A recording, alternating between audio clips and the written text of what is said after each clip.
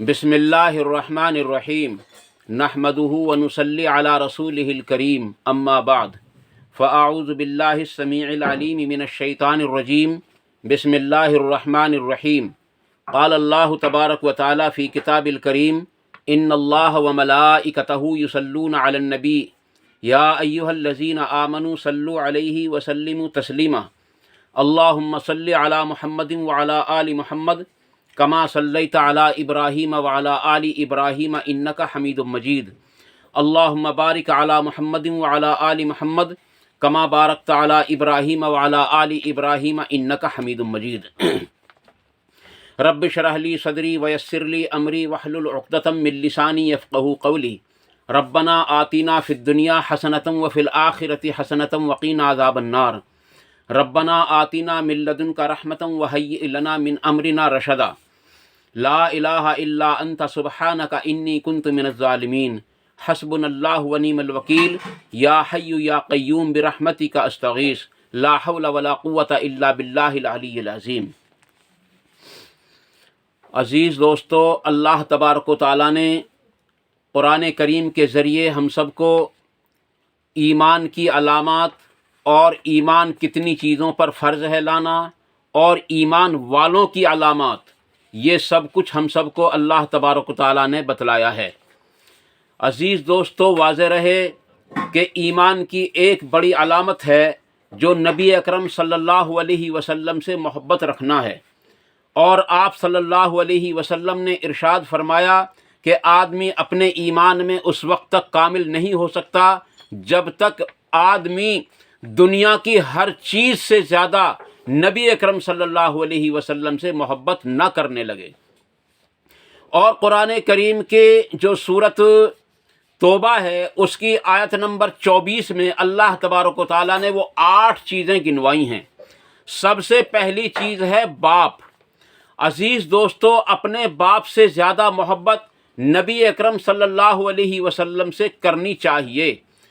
اگر ہم اپنے باپ کے مقابلے میں نبی اکرم صلی اللہ علیہ وسلم سے محبت نہیں کرتے اور اپنے باپ سے زیادہ پیار کرتے ہیں تو واضح رہے کہ ہمارا ایمان کمزور ہے اور ہم اپنے ایمان میں کامل نہیں ہو سکتے۔ ایک مرتبہ حضرت ابوبکر صدیق رضی اللہ تعالیٰ عنہ کو بلایا، وہ آپ صلی اللہ علیہ وسلم کی خدمت میں حاضر ہوئے اور آپ صلی اللہ علیہ وسلم نے ان سے پوچھا کہ ابو بکر تم مجھ سے کتنا پیار کرتے ہو؟ تو آپ نے عرض کی یا رسول اللہ، اپنی جان کے بعد سب سے زیادہ میں آپ سے محبت رکھتا ہوں۔ آپ نے ارشاد فرمایا کہ ابو بکر، آدمی اپنے ایمان میں کامل اس وقت تک نہیں ہو سکتا جب تک اپنی جان سے بھی زیادہ آدمی مجھ سے محبت نہ کرنے لگے۔ حضرت ابو بکر صدیق رضی اللہ عنہ نے تھوڑا سا توقف کیا اور پھر فرمایا یا رسول اللہ، میں اب آپ سے اپنی جان سے بھی زیادہ محبت رکھتا ہوں۔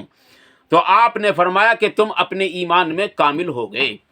تو عزیز دوستو، قرآن کریم نے جو سب سے پہلی بات بیان کی ہے وہ اپنے والدین ہیں، ماں باپ ہیں۔ ماں باپ اگر کہیں کہ داڑھی نہ رکھنا تو داڑھی رکھو، اگر ماں باپ یوں کہیں گھر سے نہ نکلو تو نماز با جماعت پڑھنے کے لیے پھر بھی گھر سے نکلو، کیونکہ اللہ تبارک و تعالیٰ نے قرآن کریم کی اس صورت کے اندر یہ بات صاف کر دی کہ اللہ اور اس کے رسول سے محبت رکھنا اور آپ صلی اللہ علیہ وسلم سے کے مقابلے میں تمام تر چیزوں کو چھوڑ دینا، یہ سب سے پہلی چیز ہے۔ دوسری چیز قرآن کریم نے جو ہم کو بتلائی ہے وہ ہے اولاد، جس کے پیچھے ہم آج سارے گناہ کرتے ہیں۔ تمام گناہوں کو جو انجام دیتے ہیں وہ اپنی اولاد کے لیے کرتے ہیں۔ مال جمع کرتے ہیں، حلال اور حرام کی پہچان نہیں کرتے، وہ سب اولاد کے لیے کرتے ہیں۔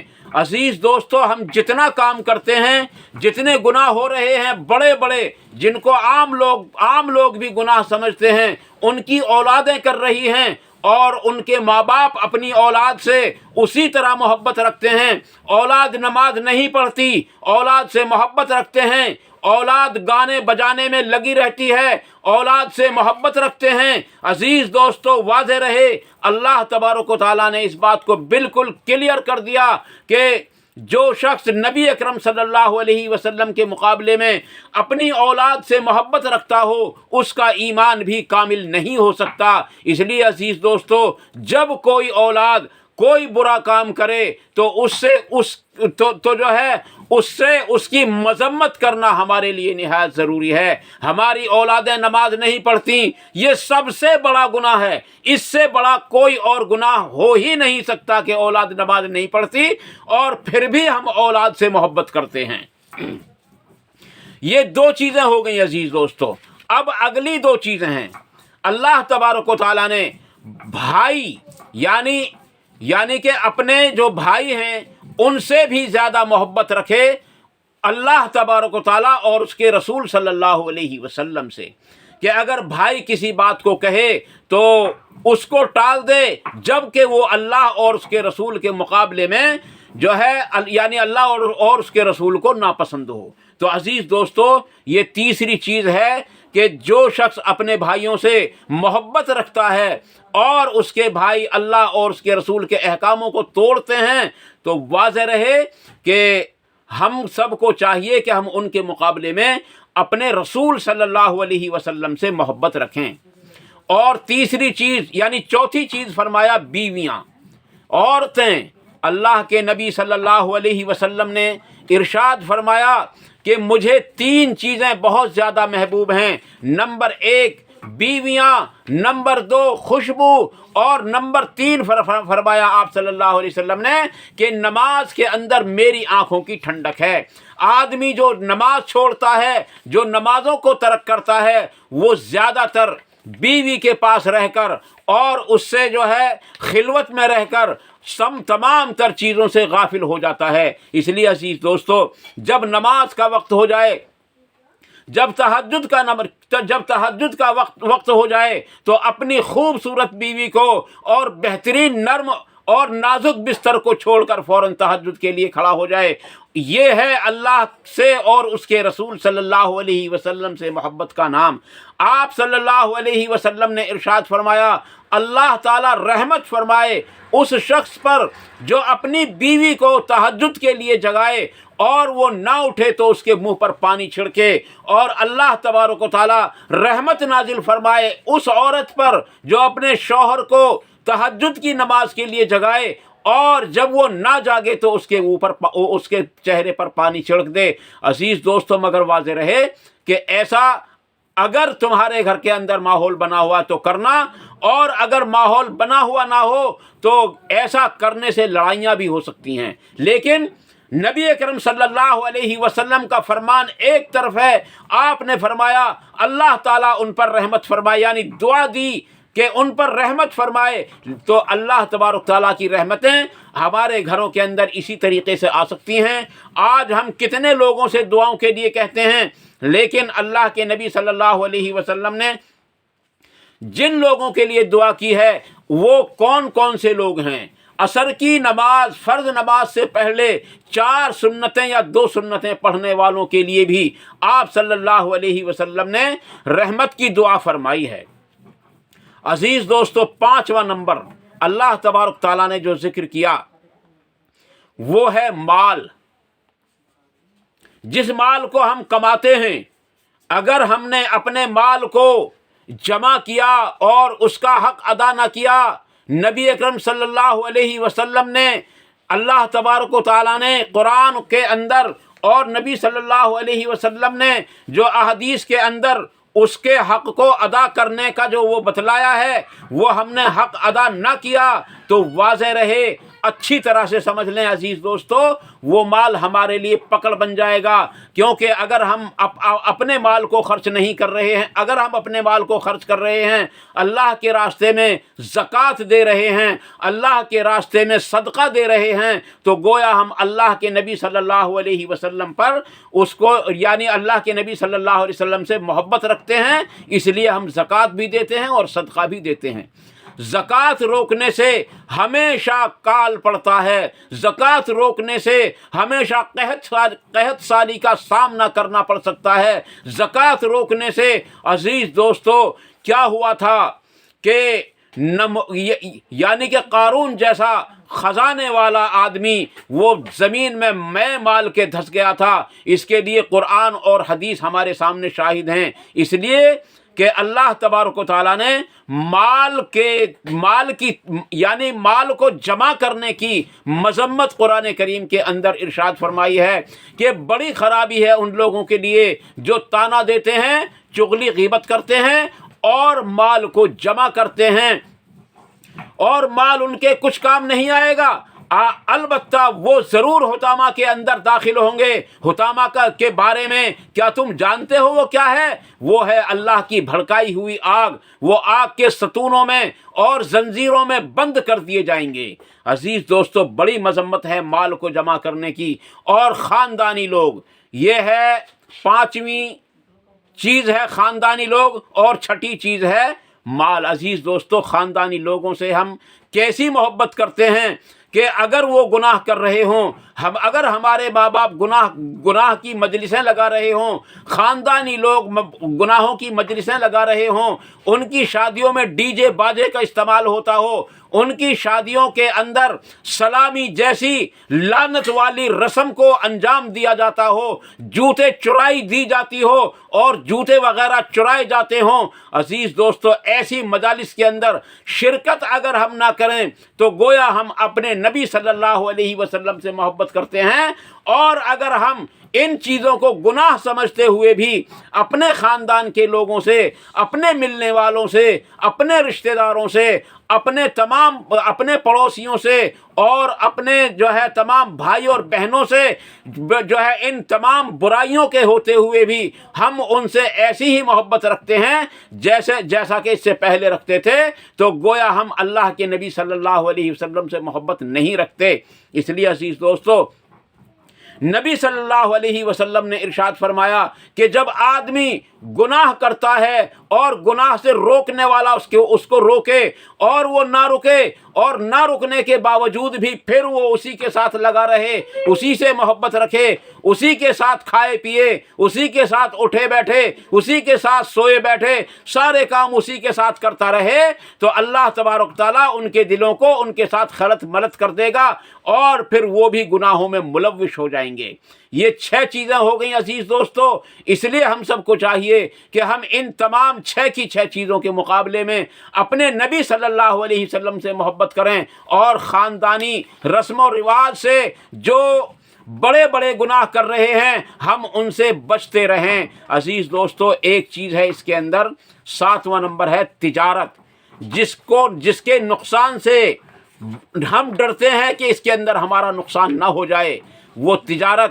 اللہ تبارک تعالیٰ نے قرآن کریم کے اندر ارشاد فرمایا کہ ہم تمہیں ضرور آزمائیں گے، تمہارے مالوں کے اندر، تمہارے نفس کے اندر، تمہارے باغات کے اندر، تمہاری جانوں کے اندر، اور تمام چیزوں کے اندر نقصان کر کے، تمہارے پھلوں کے اندر نقصان کر کے ہم تمہیں آزمائیں گے، اور جو شخص اس پر صبر کرے گا تو اور کہے گا کہ بے شک یہ سب اللہ ہی کی طرف سے ہے اور ہم کو بھی اللہ کی طرف لوٹ کر جانا ہے، تو ان کے لیے زبردست کامیابی ہے، کیونکہ وہ نمازوں کی بھی پابندی کرتے ہیں۔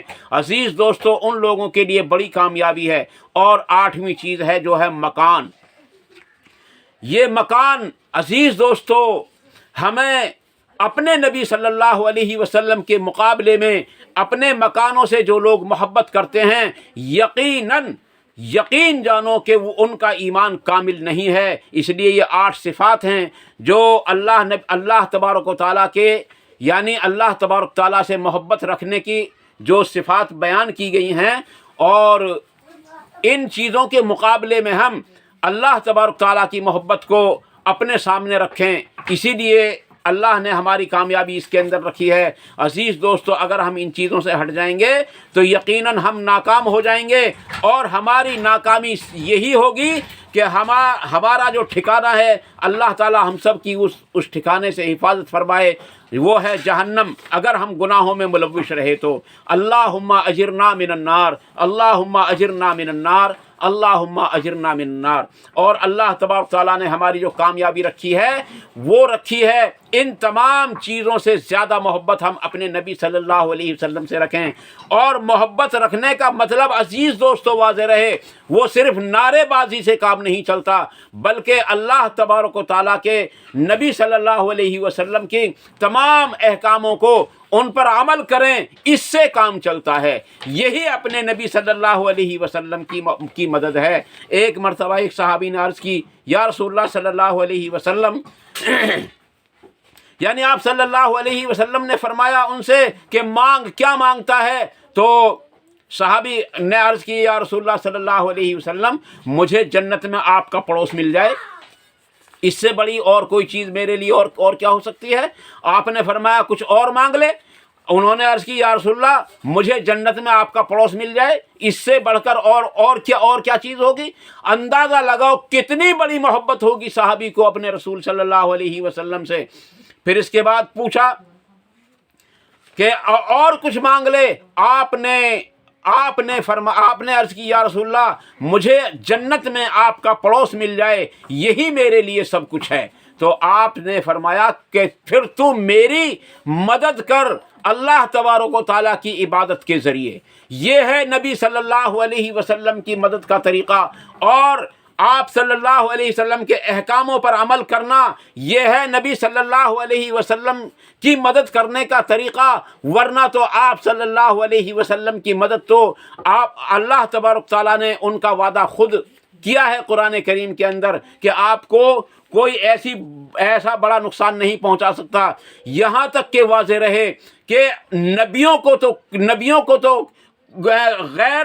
غیر ایمان والوں نے، یہودیوں نے قتل بھی کیا ہے، لیکن رسول کو کوئی قتل بھی نہیں کر سکتا۔ عزیز دوستو، اس لیے ہم سب کو چاہیے کہ ہم اپنے نبی صلی اللہ علیہ وسلم سے محبت کریں، اور اپنے ماں، اپنے باپ، اپنے اہل و عیال، اپنے خاندان، اپنے بیوی بچوں، اپنے مال، اپنے مکانات اور تجارت کے دکانوں جیسے اور کھیتی باڑی جیسی اور تمام تر چیزوں سے زیادہ محبوب ہم اپنے نبی صلی اللہ علیہ وسلم کو رکھیں۔ اسی میں کامیابی ہے، اور اس کی علامت یہ صرف نعرے بازی نہیں، بلکہ اللہ کے احکام کو آپ صلی اللہ علیہ وسلم کے طریقے پر پورا کرنا، یہ اس کا اصل مقصد ہے۔ اللہ تعالیٰ مجھے اور آپ کو ان مختصر سی باتوں پر عمل کرنے کی توفیق عطا فرمائے، اور اگر کوئی جذبات میں بات غلط نکل گئی ہو تو اللہ تبارک تعالیٰ ہم سب سے اس کو معاف فرمائے، اور جو بات صحیح نکلی ہوں اللہ تعالیٰ ان پر جو ہے وہ ہمارے دلوں کے اندر راسخ فرمائے، اور ان پر عمل کرنا آسان فرمائے، ان پر عمل کرنے کی توفیق عطا فرمائے، اور ان پر عمل کرنے کے موقع بھی عطا فرمائے۔ وآخر دعوانا ان الحمد للہ رب العالمین۔ سبحان ربک رب العزت عما یصفون وسلام علی المرسلین والحمد للہ رب العالمین برحمتک یا ارحم الراحمین۔ والسلام علیکم ورحمۃ اللہ تبارک و تعالی وبرکاتہ۔